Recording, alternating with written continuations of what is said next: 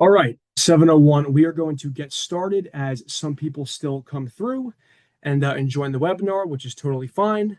Good evening, everyone. Thank you all for taking the time out of your busy week to join us tonight. For those of you who don't know me, my name is Kyle Kaiser, and I am a financial advisor on the team here at New Roads Financial Group. And tonight, I'll be sharing our financial playbook for young families. I want to start off by saying that this webinar is being recorded to allow us to share the content with others in the future. Now, one of our greatest joys and most rewarding practices is helping young families build strong financial foundations. Once families form and begin to expand, it is extremely fulfilling and rewarding. However, we understand that it is also naturally comes with complexity, especially in making sure you and your family are taken care of financially. So you can focus on what matters most, right? The complexity may come from paying bills, saving for future goals like retirement and college, and maybe even managing some debt. Whether you are just newly engaged, just starting a family, or already juggling daycare and diapers, this webinar is designed to help you. The good news is that there are ways to gain more control of these situations, as well as strategies you can use to create clarity, reduce stress, and put your money to work in a way that aligns with your values and your goals. The material tonight will last roughly 20 minutes as promised, and its sole purpose is to provide value and evoke ideas that can be used in constructing or refining your family's own personal financial playbook. So without further ado, let's get started. So why a playbook, right? Starting a family begins as soon as you say, I do. The more time that passes, life becomes more exciting and likely more expensive and stressful, right? You're juggling goals like buying a home, saving for college, ensuring your loved ones are financially protected, and maybe even caring for aging parents. So forming your financial playbook as early as possible becomes crucial. The goal of this session is to give you food for thought to begin developing your plan, your playbook, to simplify decisions, reduce stress, and focus on what matters most. All right, so step one in the playbook is getting organized. It's important to view your financial snapshot to see where you stand. That means writing down your assets, liabilities, income, and expenses. Assets can be split into three categories: cash and cash equivalents, which include checking accounts, savings accounts, and money market accounts.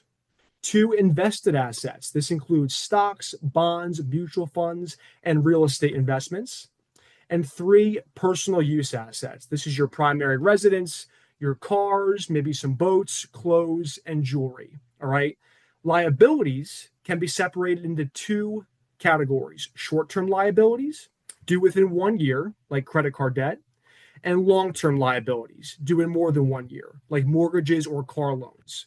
Your inflows would include salaries and wages, interest, dividends, rental income, or a rich uncle that puts $500 in your hand every month, right?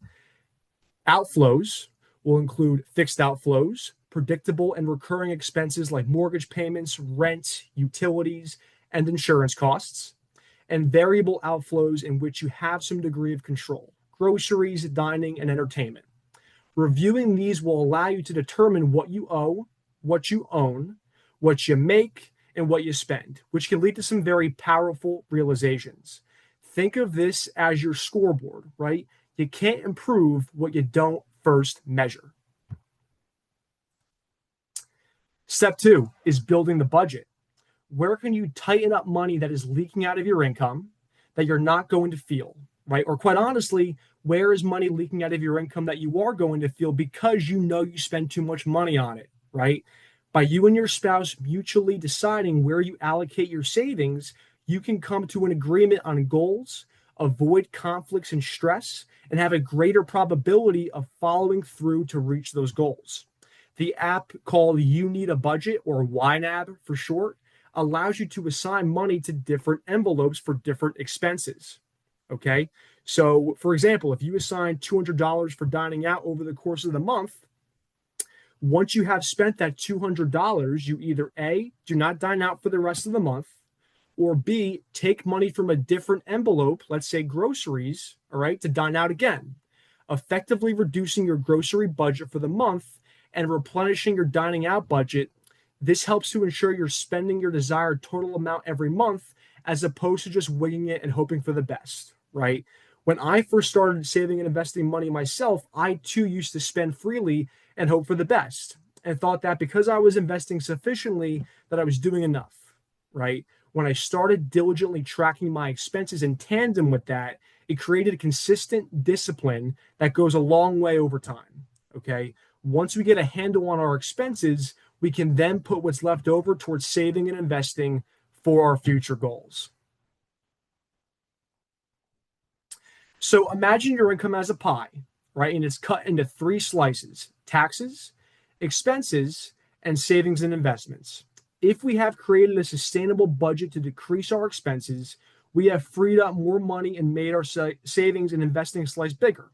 So there is some work to be done before discussing where do I invest my money, because the real question is, how do we save and invest it? The first thing to save and invest for is protection, so you can plan proactively for unexpected events. This consists of an emergency fund, risk management, and estate planning. So an emergency fund, this is your safety net, okay? This entails having the right amount of accessible money based on your situation, your income, the consistency of your income, and your upcoming expenses. If you and your spouse have the consistency of getting paid every other week, for example, you will likely need a smaller emergency fund than, let's say, a small business owner whose income fluctuates greatly. They may have a big earning month and then make nothing for 4 months and then repeat that for the second half of the year. Those peaks and valleys will need to be covered via more liquidity, more accessible money. You'll want this money liquid, meaning it can be easily converted into cash. If your money is liquid, it's like water in an open bottle. You can pour it out and use it whenever you need. If your money is a liquid, it's like ice. It's still water, but you can't use it right away. You have to wait for it to melt or go through extra steps to access it, right? To accomplish this, your emergency fund should be held in cash and cash equivalents, which we covered before.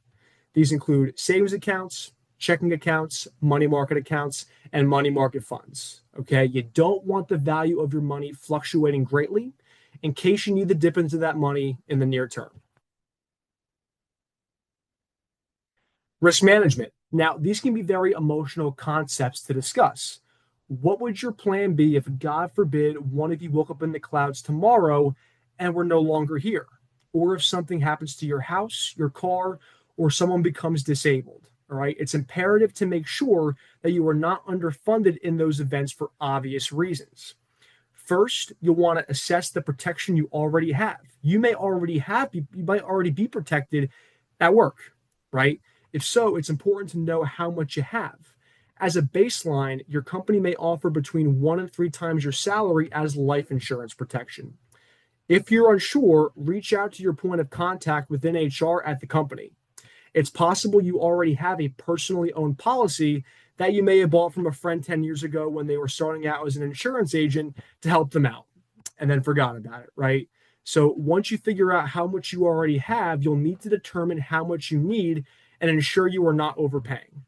All right, for example, if you had one insurance company for your car insurance for the last 10 to 15 years, it might be time to shop around. All right, the result may be you dealing with an equally strong insurance company, but save a few dollars because it pays to shop around every once in a while. So ultimately, make sure you have an appropriate amount based on your situation, that you're not paying for any unnecessary coverage that you don't need, right? And make sure it's cost effective for you. When it comes to life insurance, ask yourself, if the worst happened and I was no longer here, would I want my family to remain in the same home, my children to attend the same schools, maintain the same friends, and be able to go to college one day? In other words, would I want to prevent them from having to downgrade their standard of living? If any of those answers are yes, depending on your situation, you will likely need to be financially protected and manage that risk. There are different strategies to protect against these types of events. In terms of the ones we use for our clients, none of them are wrong, but what's wrong is applying none of them.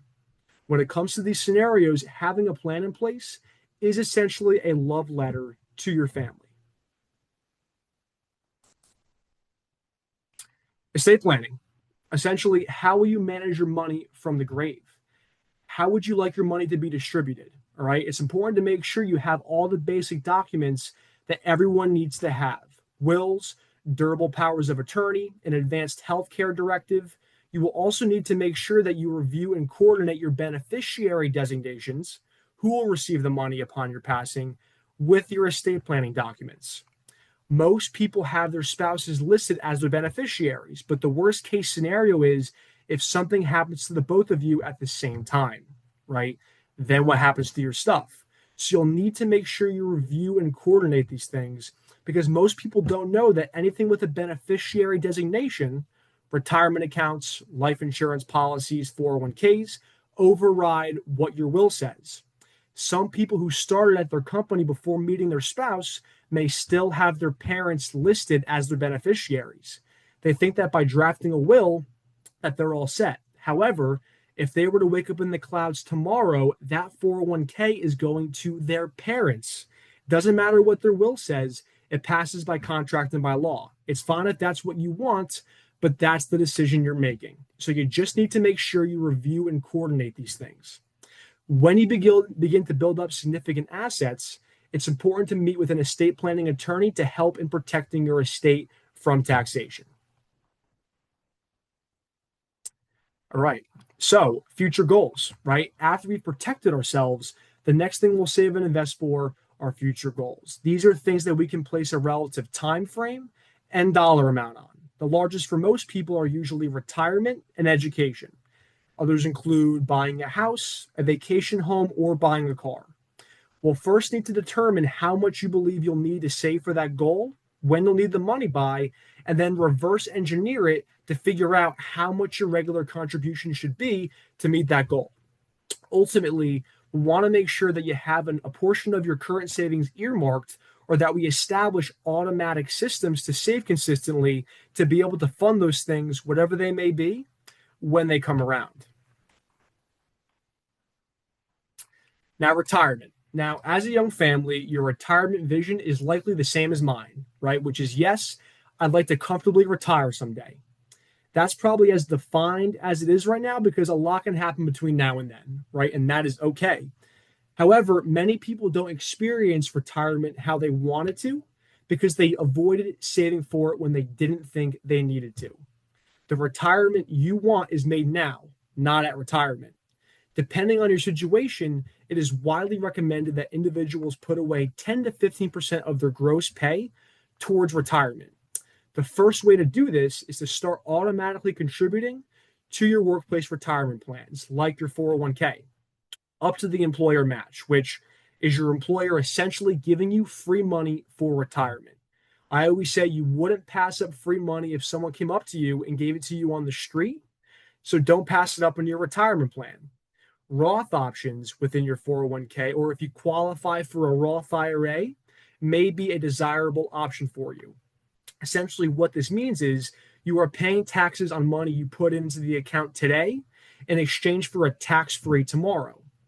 If you are a single tax filer and make under $165,000, or if you're a joint filer and you and your spouse make under $100 or $246,000 combined, you will be able to make some amount of a Roth IRA contribution in 2025. With the Roth, you're paying taxes on the seed.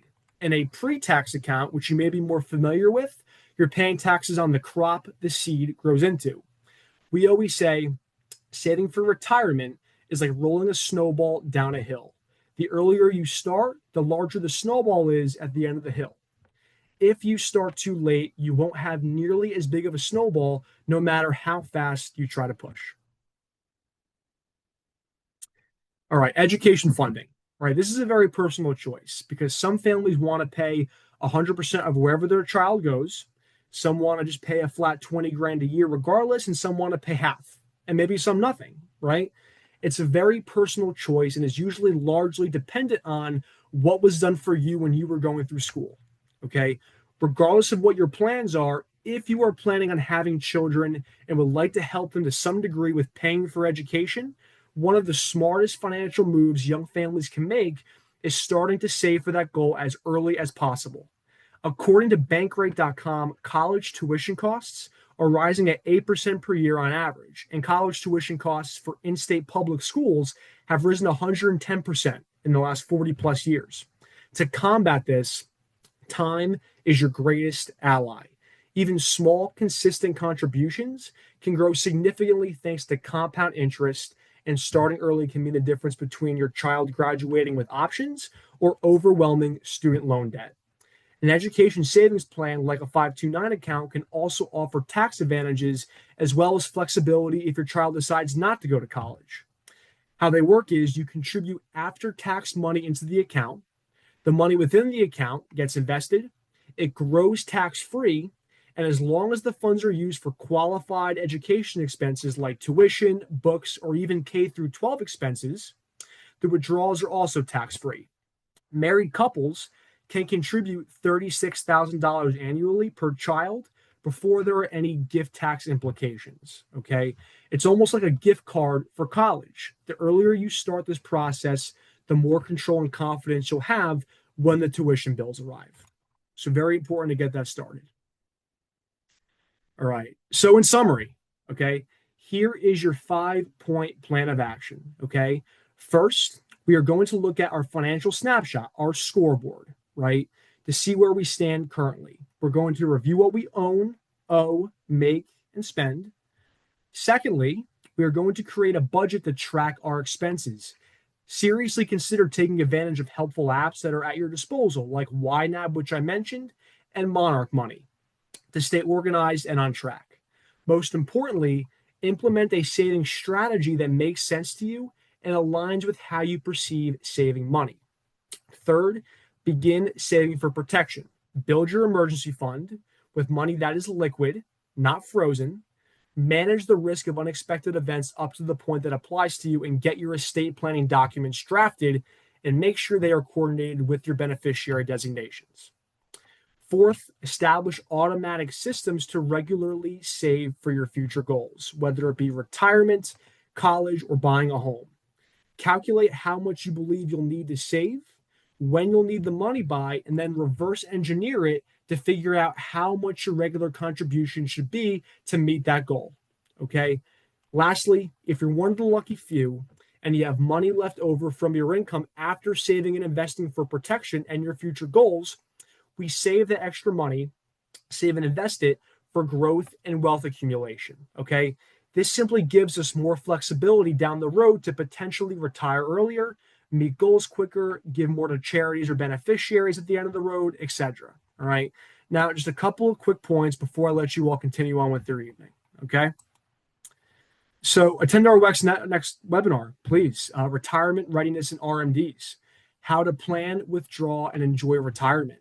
Whether you're just starting out, newly entering retirement, or you're a seasoned retirement veteran, this webinar will contain helpful tips and information that you, your parents, or your grandparents will not want to miss. All right. We'll review saving strategies, useful retirement vehicles, and severe retirement risks that many people overlook or aren't even aware of. We'll be hosting this webinar on November 19th of this year, right before Thanksgiving at 7 p.m. Eastern Time, same as this one. And we'll be sending out these invitations via email, as well as promoting it on our Instagram, LinkedIn, and Facebook pages. So make sure you secure your spot. All right. And last but not least, in the words of Jay-Z, thank you all for coming out tonight. You could have been anywhere in the world, but you were here with me, and I appreciate that. If you have any questions about the material in the presentation or any questions arise while constructing your family's financial playbook, please feel welcome to tap our team on the shoulder and use us as a resource. Okay, we are always here to help. Our team, just so you guys know, consists of myself. It's our president, Jason, our planning specialist, Barry, who are both certified financial planners and have more than 40 years of experience in the industry between them, as well as our support staff, Amanda and Debbie, who assist clients and help with the day-to-day flow of our team. If you're feeling like you can use some personalized guidance or just want to talk through your family's financial game plan, our team offers free introductory calls. No pressure, no obligations, just a chance to ask questions, learn more about our story, and see if you'd like us to help you move in the right direction. If you're interested in a free intro call, please feel free to call our office at the number above on the slide or to email me directly at kkaiser@newroadsfinancial.com, also located on the slide. Once again, thank you all for joining us tonight. We wish you and your family all the best, and we would love the opportunity to help you however possible going forward. Good night, everyone.